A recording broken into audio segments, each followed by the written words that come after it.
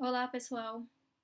Mais uma vez aqui de volta para tentar dar continuidade aos nossos estudos sobre a redação do Enem. Como prometido na semana passada, hoje eu vou mostrar para vocês como é que o Enem, no espelho da redação, quando ele divulga a sua avaliação no espelho da redação, como é que ele avalia, né? Como é que ele divulga que avaliou a sua redação. Então é muito importante para a gente poder entender como é que ele valoriza as partes do texto.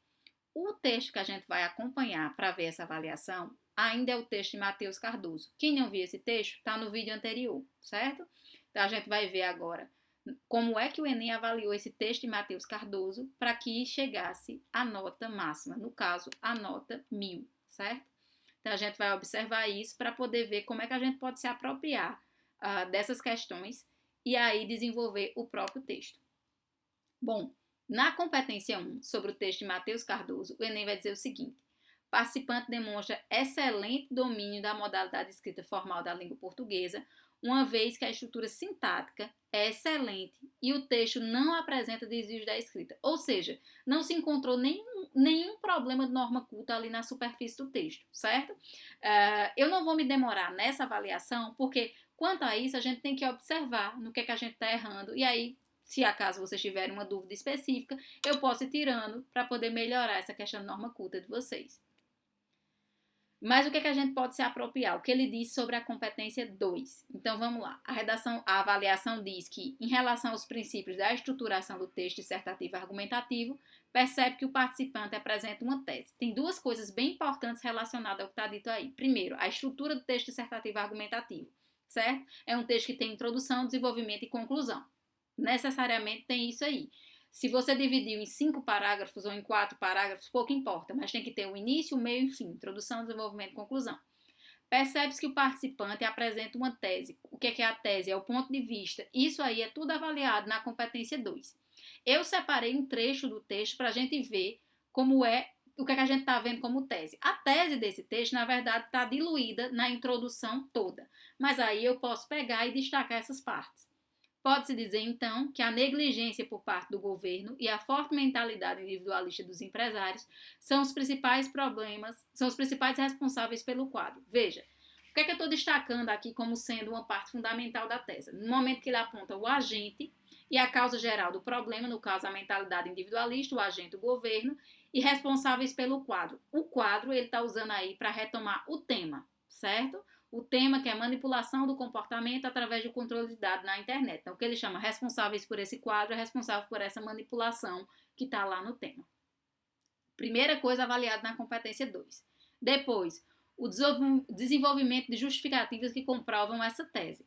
Por quê? Veja, ele viu que você tem uma tese, agora para completar o gênero você precisa comprovar essa tese. Separei aqui também 2 trechos. O primeiro trecho está no parágrafo 2.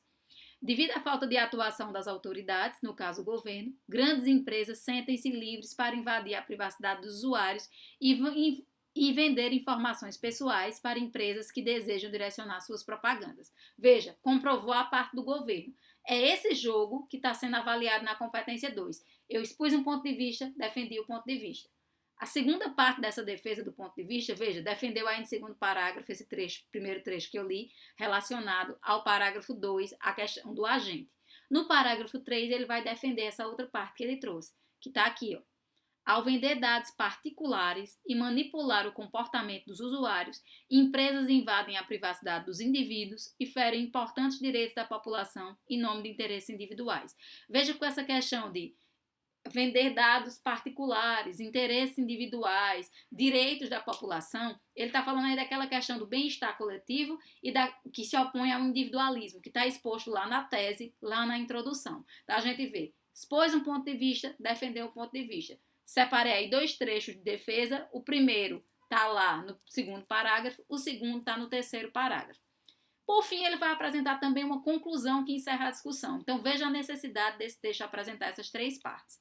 Em seguida, ainda na competência 2, ele vai dizer a explicação de tudo que eu falei até agora. Ou seja, o participante apresenta excelente domínio do texto dissertativo argumentativo, destacando que, de fato, tem que ter introdução, desenvolvimento e conclusão. Depois, além disso, o tema é abordado de forma completa. Já no primeiro parágrafo, o participante trata do controle de dados na internet por meio da venda de dados de usuários e da manipulação destes. Ou seja, preocupem-se em trazer o tema o quanto antes. Mostrem o tema que você, por completo, desde o parágrafo. Façam referência à frase temática, isso pode lhes ajudar. Depois, ainda sobre a competência 2, observa-se também que o participante usa de forma produtiva repertório sociocultural pertinente à discussão. Então, veja, depois de eu observar que você falou do tema, que você está dentro do gênero, é que eu avalio o repertório sociocultural. Aí ele destaca. No segundo parágrafo, ao relacionar um pensamento de Thomas Hobbes à falta de atuação por parte do governo. No terceiro parágrafo, ao trabalhar o pensamento marxista relacionado à atuação das empresas que vendem os dados de seus usuários. Então, tem repertório, nesse caso, para os dois argumentos. Não necessariamente você precisa trazer um repertório para cada um. Só um repertório já valida, desde que ele seja pertinente, legitimado e com uso produtivo. Quem tiver com dúvida, volta lá quando eu vi os critérios de avaliação, competência 2. Isso é o que o Enem vai dizer nessa redação de Mateus sobre a competência 2. Competência 3, que trata de projeto de texto. Olha o que ele diz. Em relação ao projeto de texto, percebemos que ele é estratégico, ou seja, que se configura na organização clara e no desenvolvimento consistente da redação. Ou seja, ter um projeto de texto é você cumprir com aquilo que você disse. Então, se eu disse que ia falar de governo, de individualismo e eu cumpri meu projeto de texto. O participante apresenta informações, fatos e opiniões relacionados ao tema proposto para defender seu ponto de vista. Ou seja, a defesa do ponto de vista que está ali ligado ao desenvolvimento do próprio gênero também tem a ver com a argumentação. Por isso que muitas vezes essas duas competências, 2 e 3, se tocam. No primeiro parágrafo, o problema é apresentado. Existe uma manipulação daqueles que utilizam a internet devido ao controle de dados que ocorre por meio da venda dos dados desses usuários.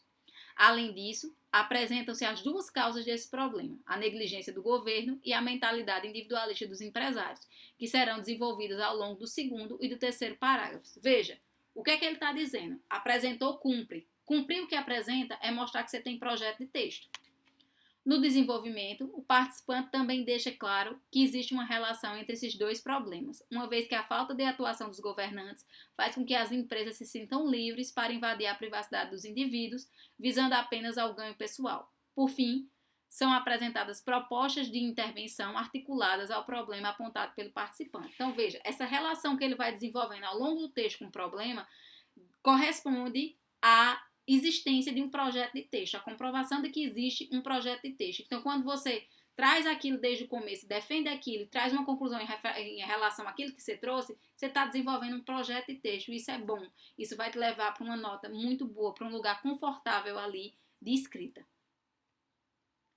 Em seguida, tem aí, já eu sintetizei, o que ele vai dizer a respeito da competência 4 e da competência 5. Competência 4, há também nessa redação um repertório diversificado de recursos coesivos sem inadequações. A articulação entre os parágrafos, então ele usa outro sim, portanto, os dois operadores argumentativos, e aí ele já está ali cumprindo o que o Enem pede, quanto entre as ideias dentro de um parágrafo, ou seja, ele articula entre os parágrafos e dentro dos parágrafos. Dentro dos parágrafos ele usa apesar, então, no primeiro parágrafo, entretanto, isso e dessa forma no segundo parágrafo, também desse modo no terceiro parágrafo, e sendo assim, essa e afinal no quarto parágrafo. Então, veja, o Enem, na avaliação do texto nota 1000, ele fez essa relação aí de justificando por que esse texto está tão bem construído coesivamente. Por fim, o participante elabora excelente proposta de intervenção, concreta, detalhada e que respeita os direitos humanos. Algo muito importante na proposta de intervenção é respeitar os direitos humanos.